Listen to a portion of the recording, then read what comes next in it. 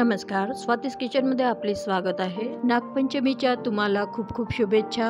आजची रेसिपी आहे नागपंचमी स्पेशल गव्हाची खीर आणि कानोले। चला तर पाहूया रेसिपी कशी बनवायची। 1 वाटी गहू घेतलेले आहे, स्वच्छ 2 पाण्याने धुवून घ्यायचे।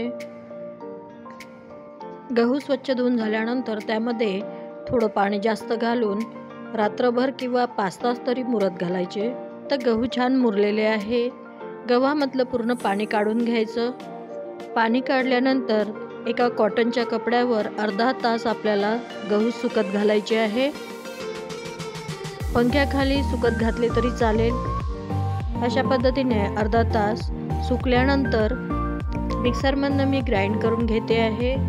मिक्सरमध्ये ग्राइंड करताना मिक्सर बंद चालू करूनच करायचं। मिक्सरमध्ये ग्राइंड केल्यामुळे गव्हाचा कोंडा निघून जाईल। या पद्धतीने थोडंसं जाडसर असं ग्राइंड करून घेतलेलं आहे। गव्हातील कोंडा बाहेर काढण्यासाठी थोडं पाणी घालायचं। पाण्यावर कोंडा तरंगतो। आता हे पाणी काढून घ्यायचं। असं पाणी 2दा मी काढून घेतलेलं आहे गव्हातनं। असं पूर्ण गव्हातील कोंडा मी काढून घेतलेला आहे। अशी ही सुजी तयार झाली आहे। गव्हाची जी सुजी राहते इन्स्टंटमध्ये पण अशाच पद्धतीने खीर बनवू शकता। गव्हाची ही सुजी आपल्याला कुकरमध्ये शिजवून घ्यायची आहे। 1 वाटी गहू घेतले होते, 2 वाट्या पाणी आणि अर्धी वाटी जास्त पाणी घालून कुकरमध्ये 7 शिट्ट्या होईस तोपर्यंत आपल्याला ही सुजी शिजवून घ्यायची आहे। गहू शिजायला थोडा वेळ लागतो, तोपर्यंत आपण कानोले बनवू। 1 वाटी कणिक घेतलेली आहे, बारीक चाळणीने चाळून घ्यायचं। 2 चमचे तेल घातलं आहे, छान मिक्स करून घ्यायचं। थोडं पाणी घालून डो बनवून घेते आहे। मऊसूत असा आपल्याला डो तयार करून घ्यायचा आहे। आता हा डो तयार झाल्यानंतर 15 मिनिट आपल्याला रेस्ट द्यायची आहे।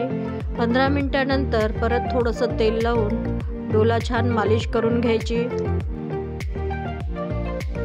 एक छोटीशी लाटी घेऊन त्याला वरून खालून तेल लावायचं आणि पोलपाट बेलण्याला पण तेल लावायचं। पातळ अशी ट्रान्सपरंट आपल्याला चपाती लाटून घ्यायची आहे।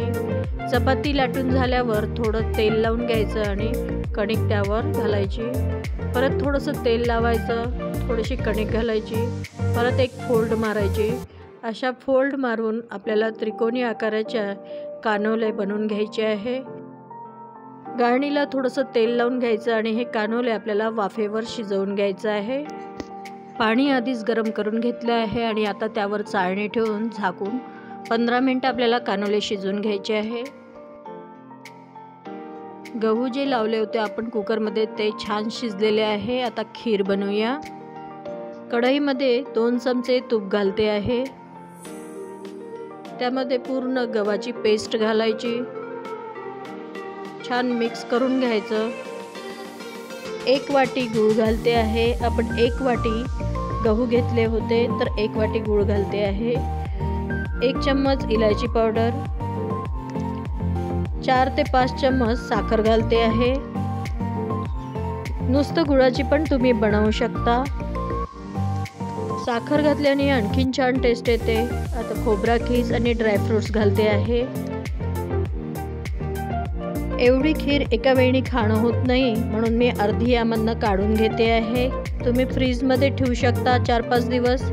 आता 2 ते 3 वाट्यांची मी खीर बनवते आहे।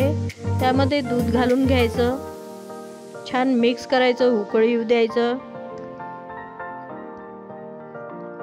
अशी एकदम घट्ट नाही आणि पातळ नाही, अशी छान खीर तयार झाली आहे।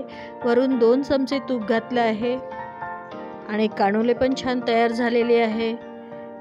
बघा, एकदम ट्रान्सपरंट तयार झालेले आहे। एक्स्ट्रा जे आपण पेस्ट शिजवून ठेवली आहे ते तुम्ही फ्रीजमध्ये 4 ते 5 दिवस ठेवून केव्हाही खीर बनवू शकता। कानोले आणि खीर खायला खूपच छान लागते। गव्हाची खीर ही पौष्टिक आहे। नागपंचमीलाच नव्हे तर इतरही वेळी तुम्ही करून खाऊ शकता।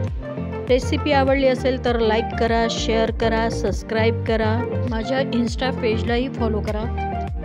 चला तर भेटूया पुढच्या नवीन रेसिपीसोबत पुढच्या व्हिडिओमध्ये। वेळात वेळ काढून रेसिपी बघण्याबद्दल धन्यवाद।